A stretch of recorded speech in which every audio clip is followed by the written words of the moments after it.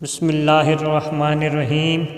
شروع کرتا ہوں اللہ کے نام سے جو بڑا مہربان نہایت رحم والا ہے۔ روشنی کی دنیا کے معزز ناظرین، السلام علیکم۔ موت کا وقت اور مقام۔ حضرت سلیمان علیہ السلام کے دربار میں ایک آدمی لرزاں و ترساں حاضر ہوا۔ مارے ہیبت کے اس کے منہ سے آواز نہیں نکل رہی تھی۔ چہرہ دھلے ہوئے کپڑے کی طرح سفید ہو گیا تھا۔ حضرت سلیمان علیہ السلام نے اس کی یہ کیفیت ملاحظہ فرمائی تو پوچھا، اے خدا کے بندے، کیا بات ہے؟ تو اتنا گھبرایا اور مضطرب کیوں ہے؟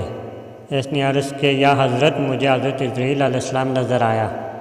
اس نے مجھ پر ایسی غضب آلود نظر ڈالی کہ میرے ہوش آواز گم ہو گئے، رواں رواں تھرا گیا۔ اب بار بار حضرت جبرائیل علیہ السلام کی وہ صورت آنکھوں کے سامنے آتی ہے، اس لیے مجھے کسی بھی گھڑی چین نہیں آ رہا۔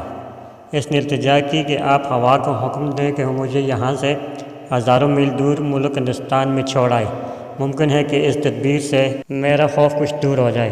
حضرت سلیمان علیہ السلام نے اسی وقت ہوا کو حکم دیا کہ اس شخص کو فوراً ہندوستان کی سرزمین میں پہنچا دے۔ جوں اس شخص نے قدم زمین پر رکھا، وہاں حضرت جبرائیل علیہ السلام کو منتظر پایا۔ آپ نے اللہ کے حکم سے اس کی روح قبض کر لی۔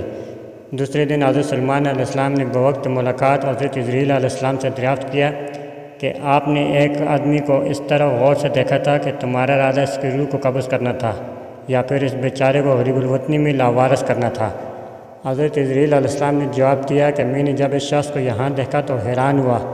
اس شخص کی روح مجھے ہندوستان میں قبض کرنے کا حکم دیا گیا تھا اور یہ شخص ہزاروں میل دور یہاں موجود تھا۔ حکم الہی سے میں ہندوستان پہنچا تو میں نے اس کو وہاں موجود پایا۔ درس حیات: انسان لاکھ تدبیر کرے، تقدیر اسے وہیں لے جاتی ہے جہاں اس کا نصیب ہو، اور وہ خود تقدیر کا عزائم پورا کرنے کے لیے اسباب فراہم کرتا ہے۔